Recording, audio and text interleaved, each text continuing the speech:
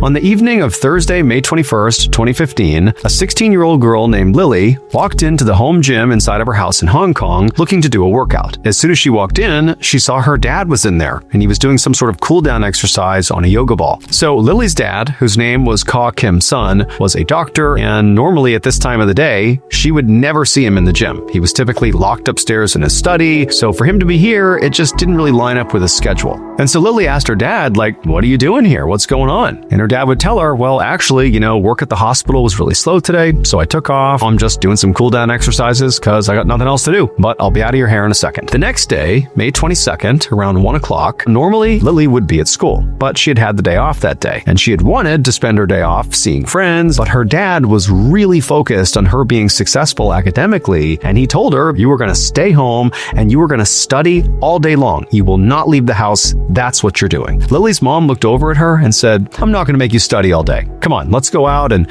have a mother-daughter shopping day. About 2 hours later, around 4:15 p.m., a local jogger noticed there was this yellow Mini Cooper car sitting on the side of the road, not moving, but it was still on. And so the jogger was curious, and so they ran past and made a point to look inside the car, and they saw two women in the front two seats of this car slumped over. The two women were Lily and her mother. Police were called. They dragged Lily and her mother out of the car. They were totally unresponsive. They were rushed to the hospital, but it was too late. They both died. The police would begin their investigation into their deaths by searching the yellow Mini Cooper car. And when they searched it, there really was nothing of note inside of it. For the next 6 months, the police tirelessly looked for some lead as to what happened to this mother and daughter. And so right as this case appeared like it was about to go cold, the detectives decided to just go back to the Mini Cooper and see if maybe, just maybe, they missed something. And sure enough, they had. It would turn out, on May 22nd, 2015, the day that Lily and her mother died, Lily's father had told Lily to stay home and study,